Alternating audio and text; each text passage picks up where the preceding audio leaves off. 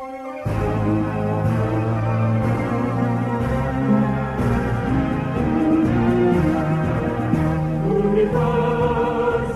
Indonesia,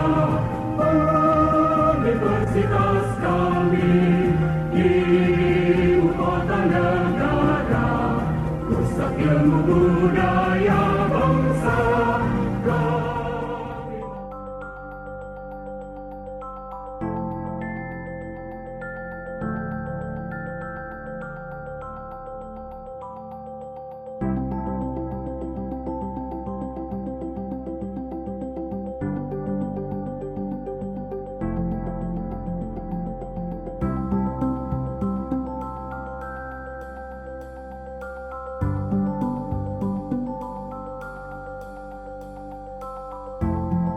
Selamat pagi saudara semua. Video ini kami buat sebagai bentuk kontribusi kami untuk dapat mengedukasi masyarakat yang saat ini sedang resah karena adanya pandemi corona yang disebabkan oleh virus COVID-19.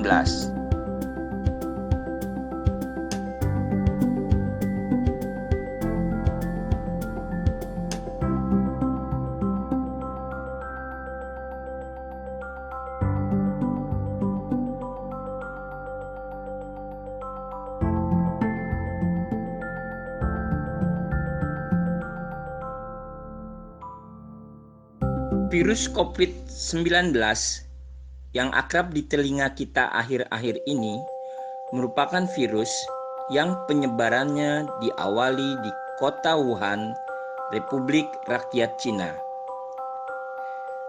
Virus ini kemudian mewabah ke berbagai negara di seluruh belahan dunia.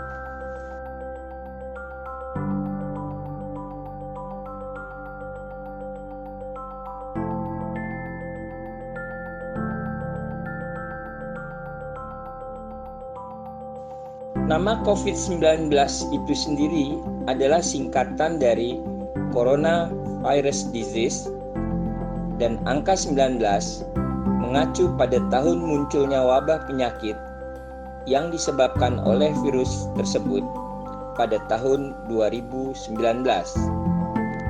Dari pengamatan saya, semenjak virus COVID-19 mewabah di Indonesia, sebagian besar masyarakat kita, bahkan di kalangan praktisi, masih ada yang belum memahami sepenuhnya kedudukan virus di dalam kelompok makhluk hidup. Ketika kita berbicara mengenai virus, maka kita mulai dengan suatu pertanyaan, apakah virus itu sesungguhnya? Untuk menjawab pertanyaan ini, maka mau tidak mau kita harus menghubungkannya dengan teori sel. Teori sel adalah suatu teori ilmiah yang telah terbukti dan dicetuskan oleh Robert Hooke.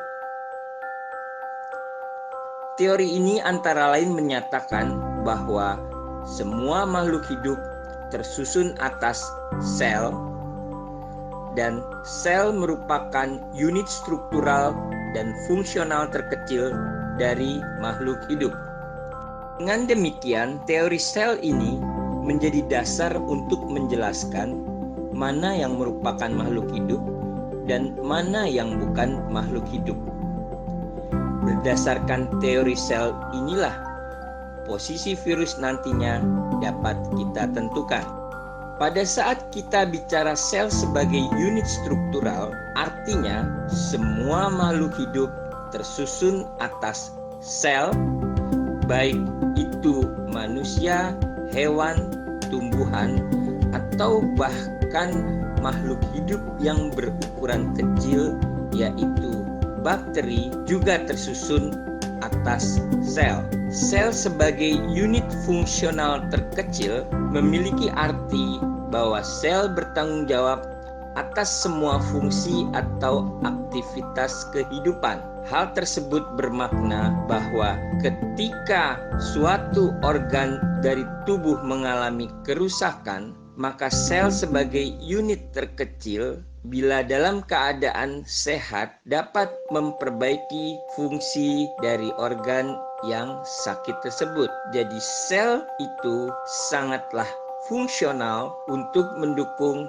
aktivitas kehidupan dari organisme hidup itu sendiri. Selanjutnya adalah apakah sel itu? Sel merupakan unit kompleks dengan beberapa komponen penyusunnya. Komponen penting pada sel yang utama adalah materi genetik yang berperan dalam mengatur seluruh aktivitas sel. Substansi dari materi genetik ini adalah asam nukleat berupa DNA, deoksiribonukleik acid atau asam deoksiribosa, dan RNA atau ribonukleik acid atau asam ribonukleat. Materi genetik akan mengatur aktivitas sel karena akan diekspresikan menjadi protein struktural maupun fungsional yang berperan penting dalam aktivitas sel. Komponen sel lainnya yang tidak kalah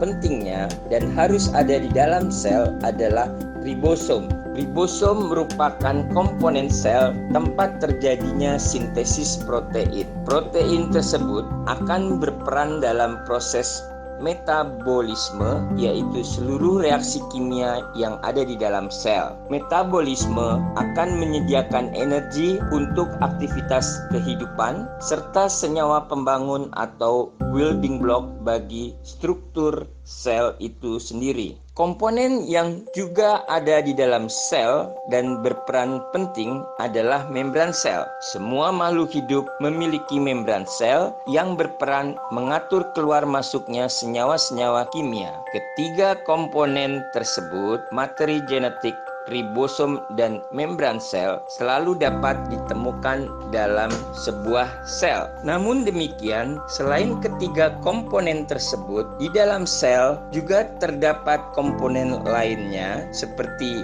mitokondria sebagai tempat sintesis pembentukan energi metabolik ATP. Bila kita sudah memahami tentang sel dan struktur penyusunnya, maka pertanyaan selanjutnya adalah bagaimana dengan struktur virus? Apakah virus memiliki struktur yang sesuai dengan kriteria suatu sel? Ternyata, jika kita lihat struktur penyusun suatu virus, maka akan terlihat bahwa struktur dari partikel virus sangatlah sederhana. Semua virus memang memiliki materi genetik, namun berbeda dengan makhluk hidup lainnya, materi genetik pada virus hanya DNA atau RNA saja. Pada partikel virus, kita tidak akan menemukan komponen sel seperti membran sel, ribosom, mitokondria, dan lain-lainnya.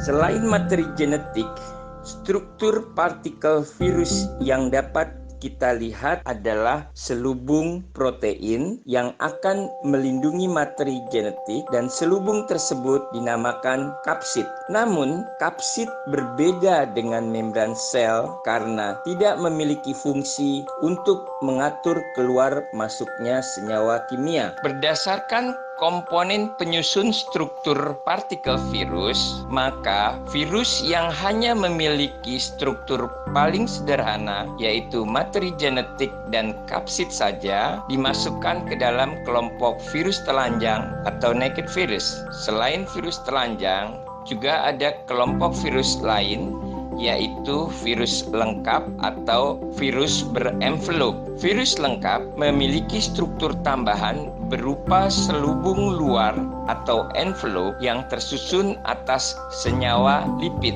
Salah satu contoh virus lengkap tersebut adalah virus corona. Dengan memahami perbedaan struktur antara sel dan partikel virus tersebut, maka virus tidak dapat dianggap sebagai sel dari suatu makhluk hidup. Namun demikian, pada beberapa buku reference, virus dikatakan sebagai mikroorganisme aseluler microorganism. Hal tersebut mengindikasikan bahwa walau virus tidak berbentuk seperti sel atau aseluler, tetapi virus dapat menunjukkan sifat sebagai makhluk hidup bila virus masuk ke dalam sel inang yang menjadi targetnya. Virus dikatakan memiliki sifat sebagai makhluk hidup karena memiliki materi genetik yang ekspresinya menggunakan perangkat komponen sel inangnya. Jadi, yang perlu diingat, secara struktural dan fungsional, virus tidak akan masuk ke dalam kelompok makhluk hidup karena strukturnya bukan seperti sel pada umumnya.